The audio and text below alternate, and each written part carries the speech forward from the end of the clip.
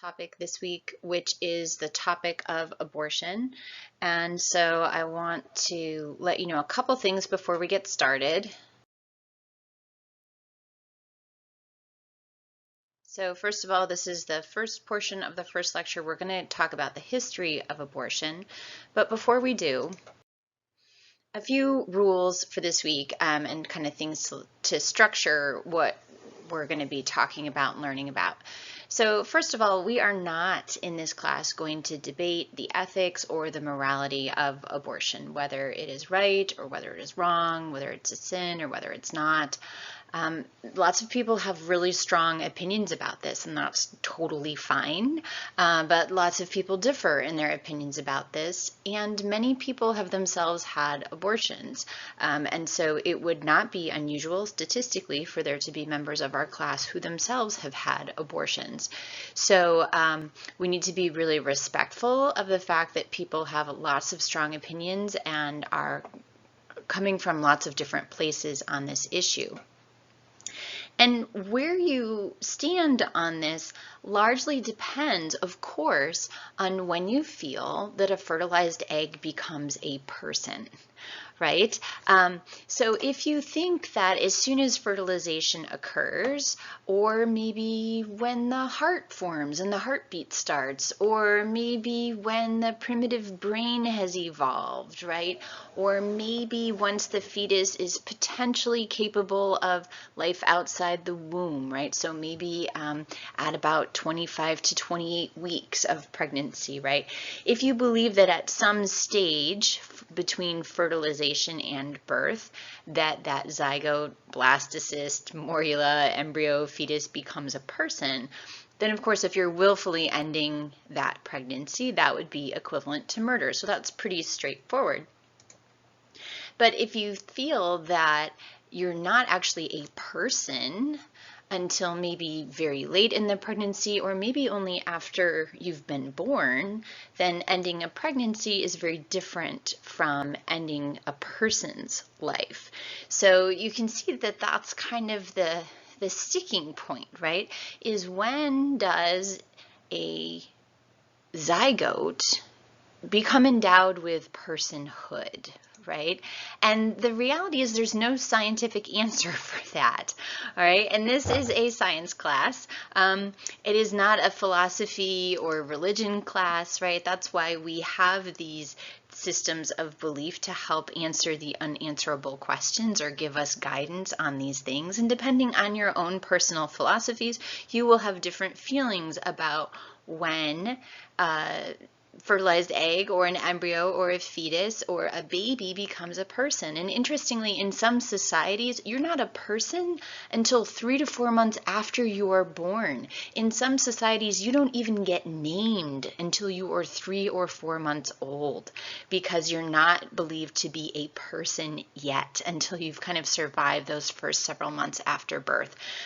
So there is a worldwide, there's a huge variation in when we believe that you become a person, right? So it's not that people who believe there should be access to abortion believe in murdering babies, right? They just believe that perhaps a morula or an embryonic disc or an early embryo is not yet a baby, right? That's the difference.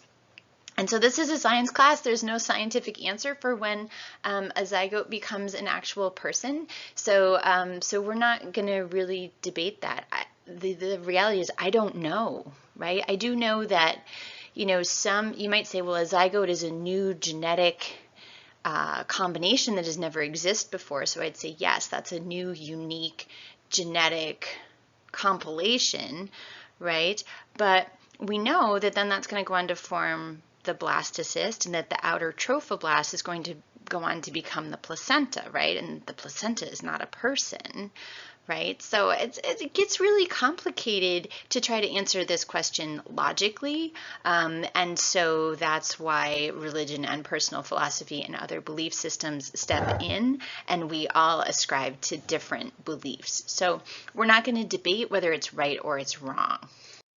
What we are going to do is we're going to talk about the facts so that you're at least informed and so that you can form the best opinions that are most in line with your own personal philosophies and worldview. So we're going to talk about the history, we're going to talk about the current state of abortion, we're going to talk about the different methods available, who gets them, when and why, and then we're going to finally talk about measures that influence the abortion rate, because a lot of people who feel strongly about abortion one way or another are very involved with policies to try to impact how many abortions are actually occurring. And so we're going to finish by talking about what do we know from the data are things that could actually influence how frequently people access abortion or choose abortion. So finally, before we get going, I just want to acknowledge that for some people, it's going to be really emotionally difficult to spend a lot of time talking about and thinking about abortion. And that's understandable, and it's still important for you to know the information. So please just take things gradually, be gentle with yourself and others, do your best, reach out to me if you're having trouble, and we'll get through it, because these are important issues for our society, and so it's important for us all to be informed. Okay, so a quick definition and discussion about what it is, so we're clear about what we're talking about. So you'll recall that abortion, the word in and of itself, just means the termination of a pregnancy, right, prior to viability, because if it's after the baby is viable, then it's birth, right? So if it happens spontaneously, right, so you'll recall spontaneous abortion is a miscarriage. When we talked about what can go wrong with fertilization and implantation, we talked about miscarriages, which are most commonly due to a genetic defect in the embryo. So an induced abortion is what we usually think of as abortion, and I'll just use the shorthand abortion for these two lectures, but it can also be called a termination of pregnancy, right, or an induced abortion. And we have two different ways to do it. We can use it with medicines, or we can do it as a surgical procedure. So what's the history of abortion? Is this something that only just started when we had medical technology, or does it go back a bit farther? And the reality is it goes way, way back. So we know in ancient Egypt, right, around 1600 BC, abortion was a common and accepted practice. People used herbal drinks and vaginal douches and suppositories. So a douche is kind of squirting some kind of type of cocktail, some fluid, some medication, some herbal solution up into the vagina. A suppository would be taking kind of a solid thing and sticking it up into the vagina, some kind of medicated thing. So we know that it was commonly performed in ancient Egypt. We don't know how effective those measures were or were not. In ancient Greece, both Plato and Aristotle, right, so kind of our esteemed philosophers, they condoned abortion. Means that they approved of it. They thought it was a useful tool for population control. You have to remember that at this time there were not a lot of effective contraceptives available. So if you wanted to control your population, this was a good strategy from a rational perspective. And they believed in their writings, they talked about the fetus had neither a soul nor a right to life. So they were very clear that according to their philosophy, the fetus was not a person.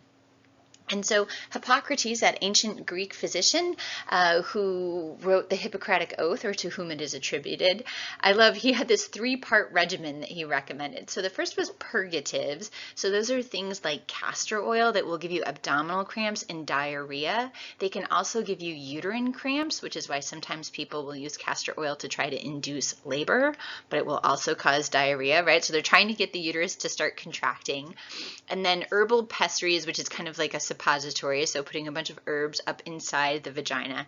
And then this last part is my favorite, carrying heavy objects and jumping up and down, right? So you're just going to kind of shake that baby or that fetus out of there.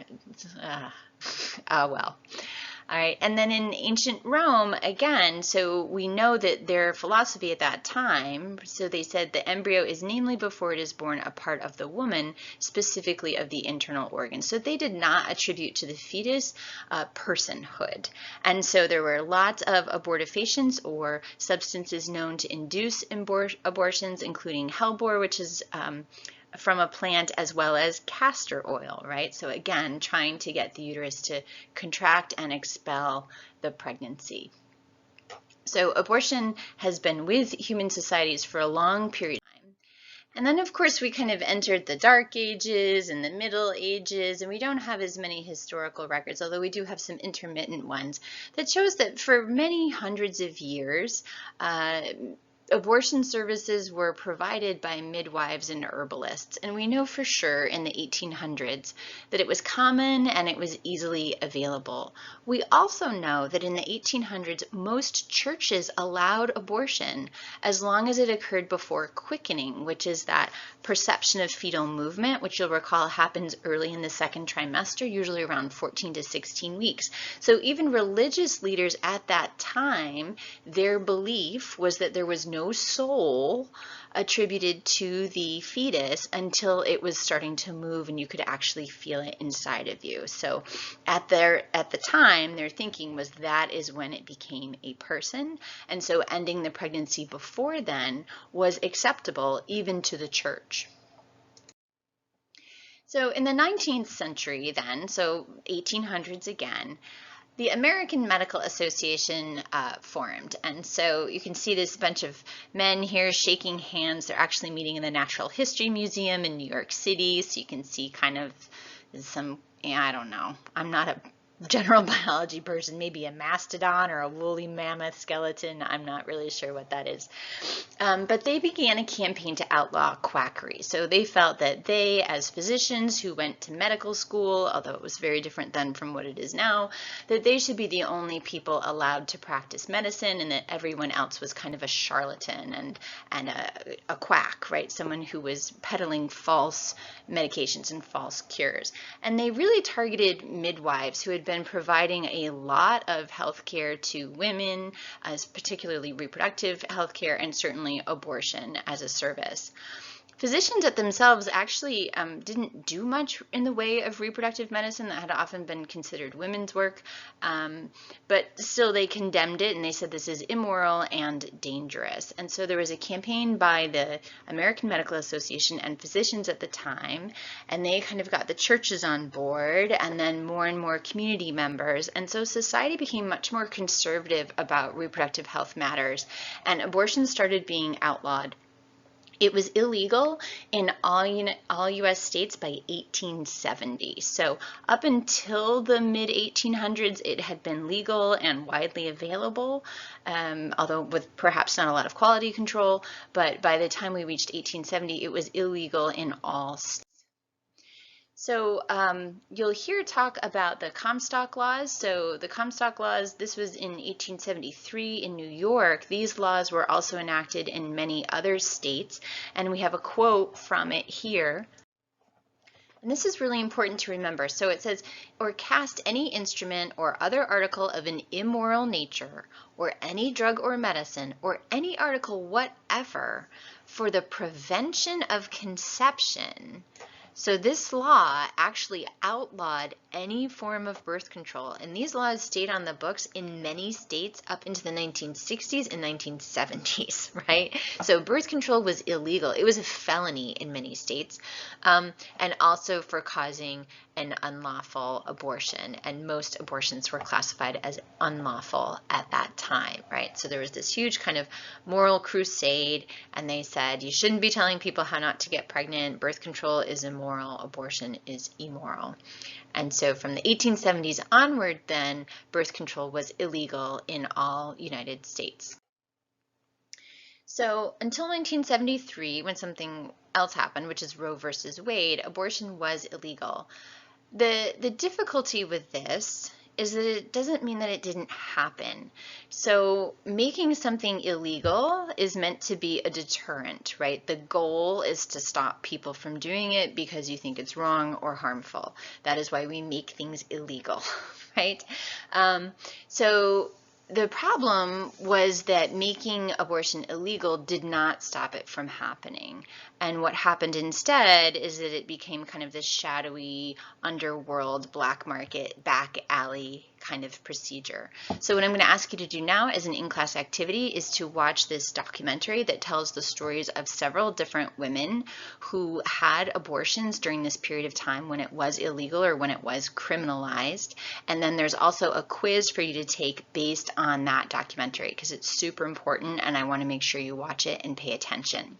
And then after you do that, we'll pick up with part B, which is talking about abortion policies today.